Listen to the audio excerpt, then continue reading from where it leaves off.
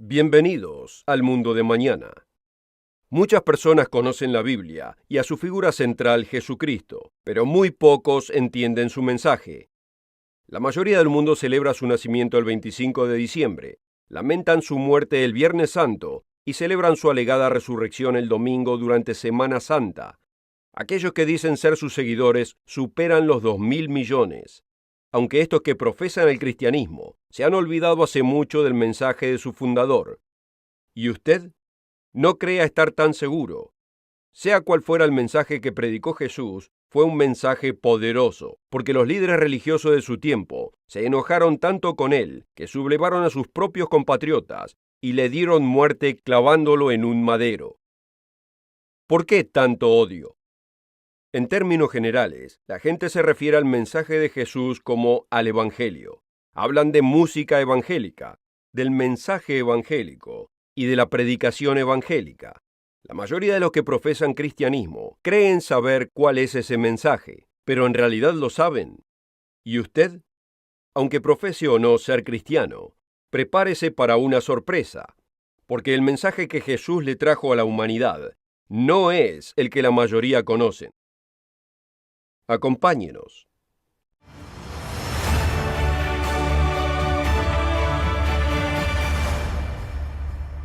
Bienvenidos nuevamente al mundo de mañana.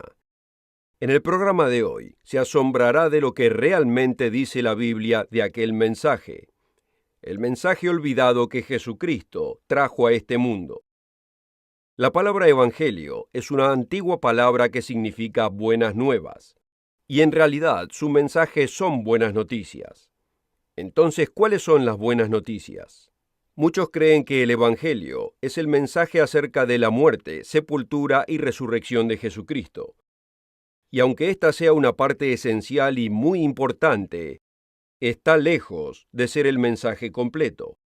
Consideremos lo siguiente. ¿Qué mensaje predicó Jesús durante 3 años y medio antes de su muerte y resurrección? ¿No era esto también el Evangelio? ¿Se da cuenta que las escrituras del Nuevo Testamento nos dicen una y otra vez precisamente lo que era este mensaje? Lamentablemente muy pocos han escuchado siquiera un sermón predicado acerca de este tema. Usted puede llegar a conocer este mensaje si está dispuesto a leer la Biblia y a creer en lo que dice. Por ejemplo, Marcos nos dice qué fue lo que predicó Jesús en el mero principio de su ministerio de 3 años y medio, y podemos verlo en el primer capítulo del libro que lleva el nombre de Marcos. Dice, Principio del Evangelio de Jesucristo, el Hijo de Dios.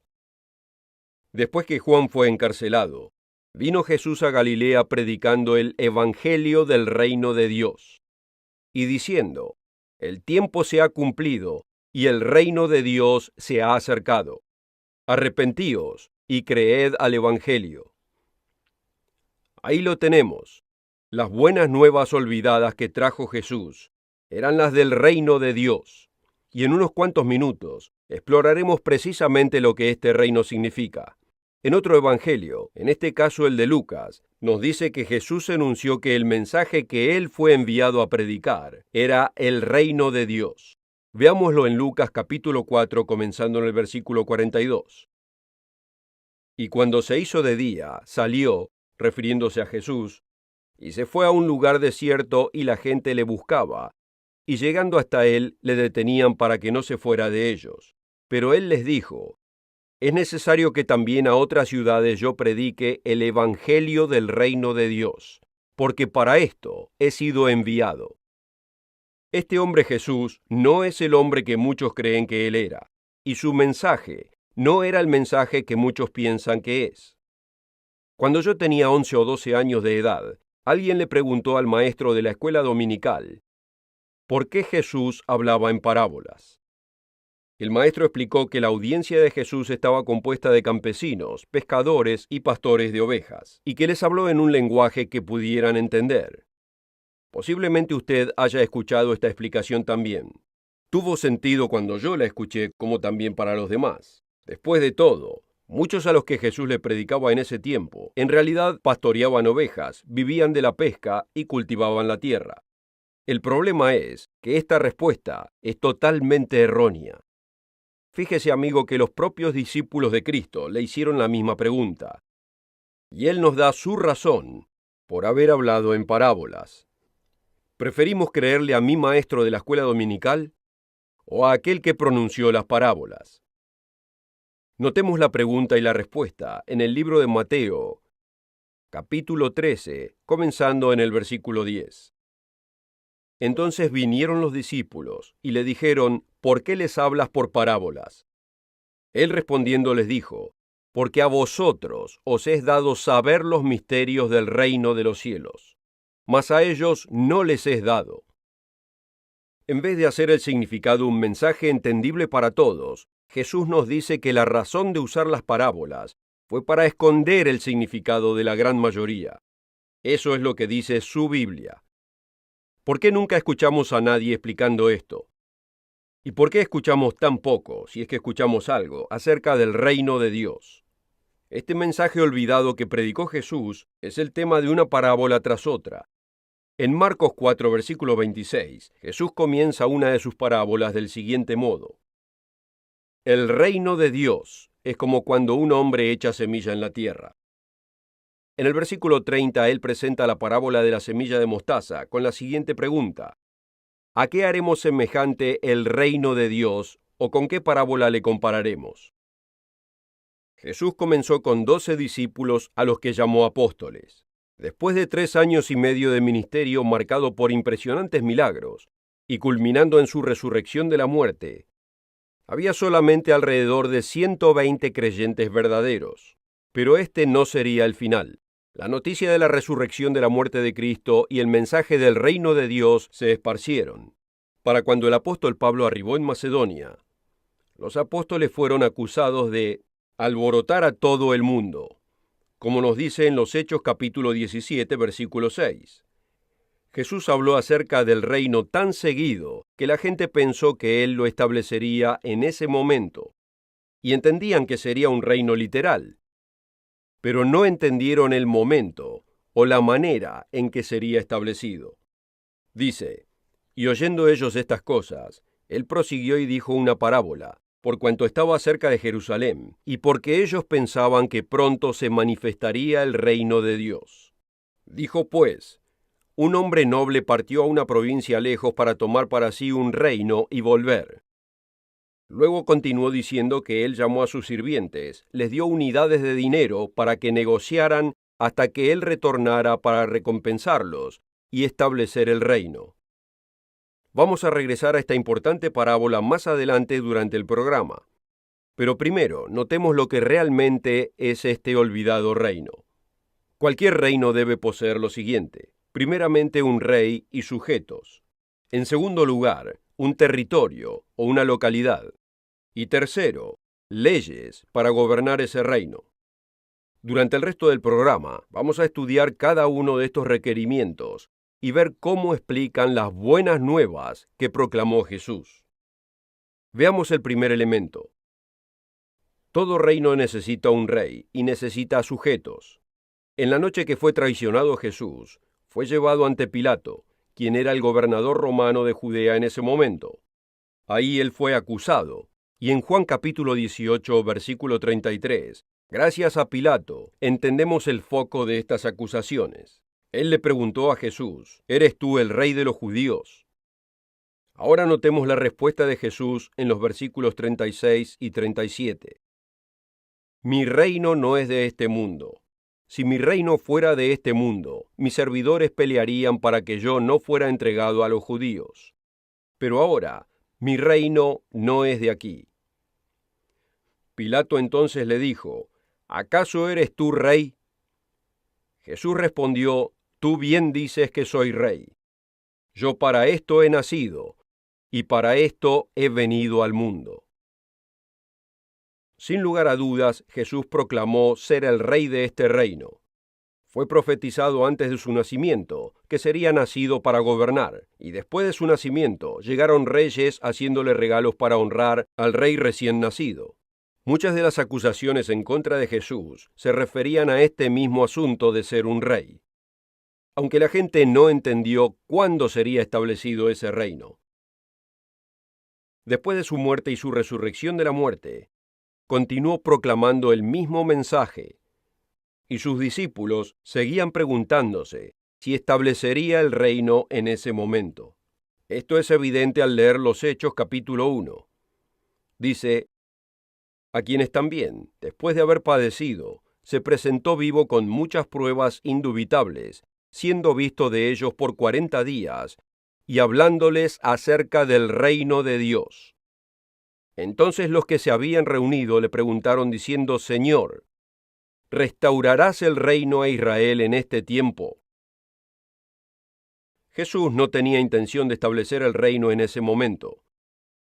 Todas las guerras peleadas en nombre de Cristo por los profesos cristianos fueron para conquistar para Cristo, fueron carnales, guerras del mundo. No es cuestión nuestra forzar la conversión a los demás. Tampoco es apropiado que los verdaderos cristianos intenten derrocar otros países o gobiernos. Por el contrario, somos instruidos a tener a los líderes en alta estima y ser sujetos a ellos, como lo dice en Romanos capítulo 13, comenzando en el versículo 1. Toda alma sométase a las potestades superiores, porque no hay potestad sino de Dios. Y las potestades que hay, de Dios son ordenadas. Así que el que se opone a la potestad, se opone a la ordenanza de Dios, y los que resisten recibirán para sí condenación. Amigo, esto no siempre es fácil de hacer.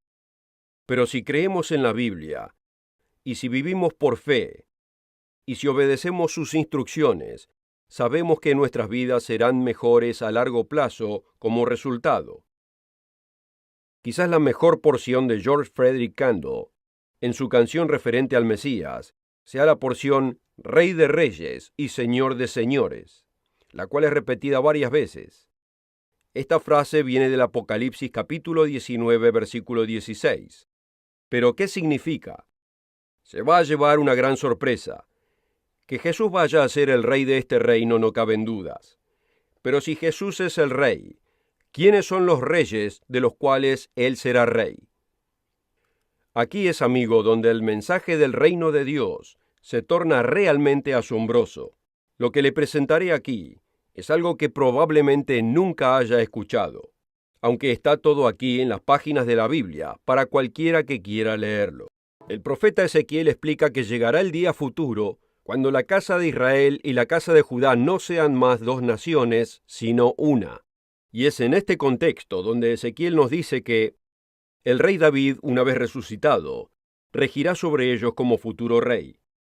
Podemos leerlo en el capítulo 37 de Ezequiel, versículo 24. Y mi siervo David será rey sobre ellos, y todos ellos tendrán un pastor. Andarán en mis decretos, y guardarán mis estatutos, y los pondrán por obra. Cuando Ezequiel escribió esto, David había estado muerto por casi 400 años. Es evidente que Ezequiel estaba prediciendo un evento para 2600 años después en el futuro. Esto se refiere al tiempo de la segunda venida de Cristo y la resurrección de los muertos. El profeta Jeremías confirma el rol de David para después de que Cristo retorne. En Jeremías capítulo 30, versículo 9, dice, sino que servirán al Eterno su Dios, y a David su rey, el cual les levantaré. Aquí tenemos lo resumido. Jesucristo será rey sobre toda la tierra, y en la resurrección el rey David será rey sobre todo Israel.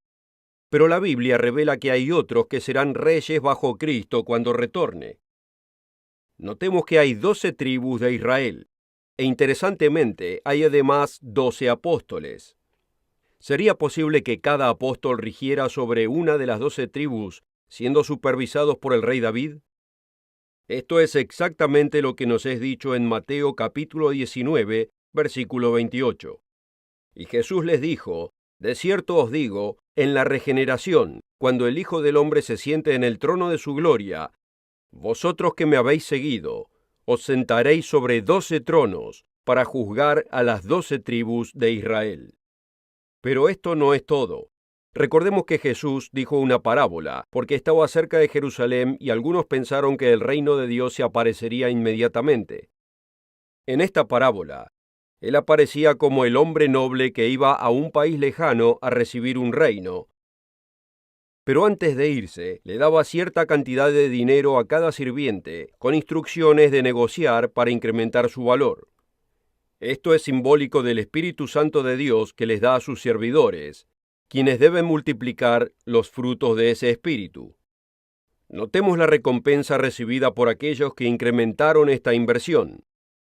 Dice: Y vino el primero diciendo: Señor, tu mina ha ganado 10 minas. Y él dijo: Bien, buen siervo, pues que en lo poco me has sido fiel, tendrás autoridad sobre 10 ciudades. Para el hombre que su mina ganó 5 minas, él le dijo, e igualmente dijo a éste: Tú también serás sobre 5 ciudades. Las Escrituras son claras. Jesucristo será rey sobre toda la tierra, y debajo de él se encontrará el rey David ya resucitado. David además tendrá a cargo a los 12 apóstoles, quienes regirán sobre cada una de las 12 tribus de Israel. Y a otros les será dada responsabilidad sobre varios números de ciudades. Este es un patrón que vemos sobre todas las naciones de la tierra. Así que ya vemos quiénes serán los gobernadores de este reino. Pero por supuesto un rey sin sujetos no puede reinar sobre nadie. Así que ¿quiénes vivirán bajo estos gobernadores? El profeta Zacarías responde a esta pregunta en el capítulo 14. En la primera parte del capítulo describe una tremenda batalla que tomará lugar cuando todas las naciones de la tierra envíen ejércitos para pelear contra Jesucristo a su retorno. Para él no será ningún reto, pero contrariamente a lo que piensan muchos, Dios no va a destruir toda vida en la tierra.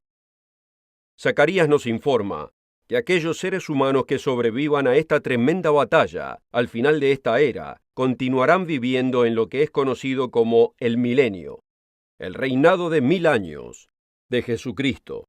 Comenzando en el versículo 16 dice: Y sucederá que todos los que quedaren de las naciones que vinieron contra Jerusalén, subirán de año en año a adorar al Rey, el Señor de los ejércitos, y a celebrar la fiesta de los tabernáculos.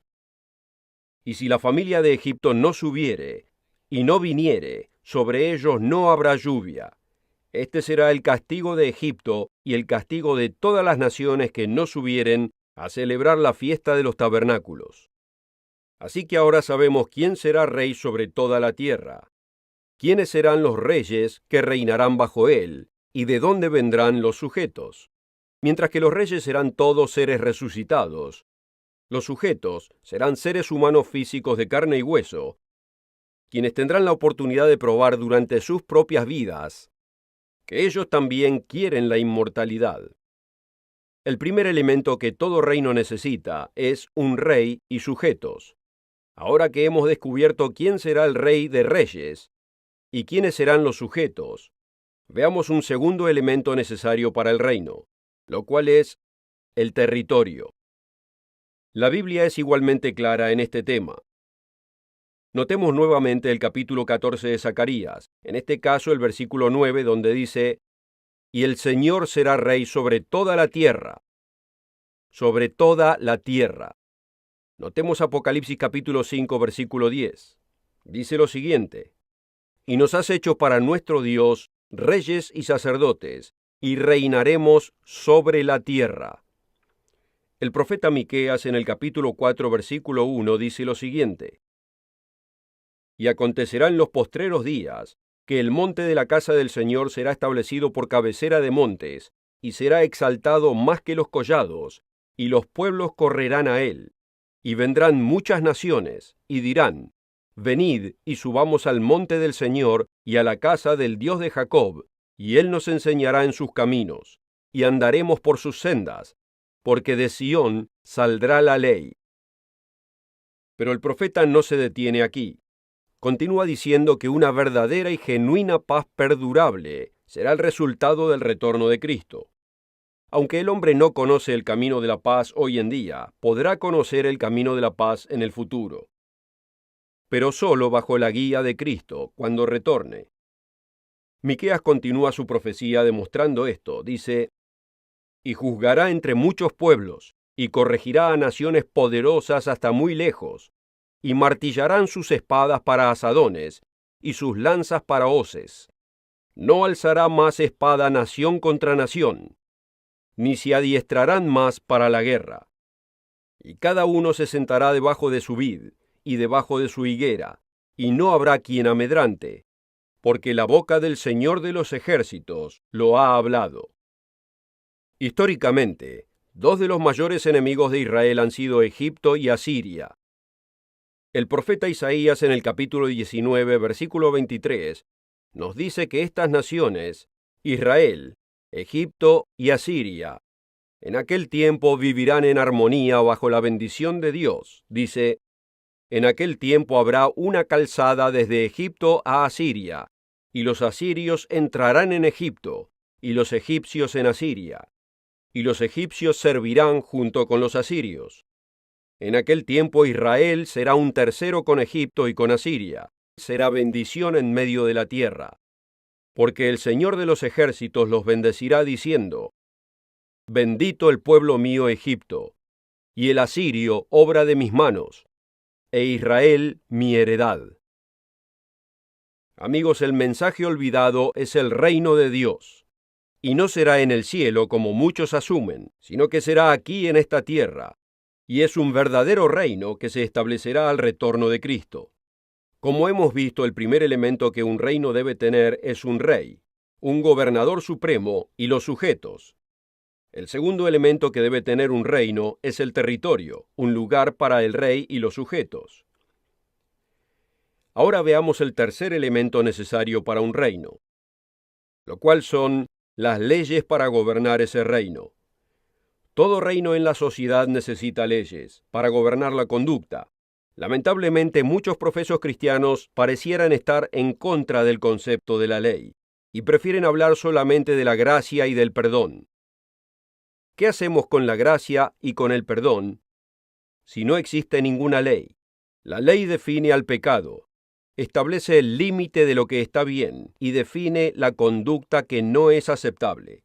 Los niños necesitan leyes para diferenciar el bien del mal, como así también los adultos. Ninguna sociedad puede operar sin leyes. La Biblia conecta el tiempo de un reinado de Dios en esta tierra con las leyes que serán enseñadas en ese tiempo. Los primeros versículos del segundo capítulo de Isaías hacen paralelo con las palabras de Miqueas. Notémoslo comenzando en el versículo 3. «Y vendrán muchos pueblos y dirán: venid y subamos al monte del Eterno, a la casa del Dios de Jacob». Y notemos lo siguiente: «Y él nos enseñará en sus caminos, y caminaremos por sus sendas, porque de Sión saldrá la ley». Como hemos mostrado en programas anteriores, la ley de Dios es una ley de amor. Los primeros 4 de los 10 mandamientos nos enseñan cómo demostrar amor hacia Dios, y los últimos 6 nos enseñan el fundamento del amor hacia el prójimo. A esto es a lo que se refirió Jesús cuando le dijo al abogado: «Amarás al Señor tu Dios con todo tu corazón, y con toda tu alma, y con toda tu mente. Este es el primero y el grande mandamiento. Y el segundo es semejante a este: amarás a tu prójimo como a ti mismo». De estos 2 mandamientos se desprende toda la ley y los profetas. Hagamos una revisión. Jesucristo será el Rey de este reino. Los servidores de Cristo, que serán resucitados, gobernarán bajo Él y colectivamente gobernarán sobre seres humanos físicos. El territorio, el lugar de este reino, será esta tierra. Las leyes que gobiernen en este reino serán las leyes de Dios, con los 10 mandamientos como base. Este es el mensaje olvidado. Y sí, la muerte, sepultura y resurrección de Jesucristo es parte de las buenas nuevas que nos da la Biblia. Pero también lo es el mensaje que Cristo anunció durante 3 años y medio antes de su muerte. Uno debe preguntarse por qué esta porción vital del mensaje bíblico ya no es proclamada. Si quisiera saber más acerca de Jesucristo y de su mensaje, visítenos en el sitio web elmundodemañana.org y requiera o baje el folleto cuál es el verdadero evangelio. Y asegúrese de encontrarnos la próxima semana, a la misma hora, para aprender más buenas noticias del reino de Dios y del próximo rey de este reino, Jesucristo. Hasta entonces, queridos amigos.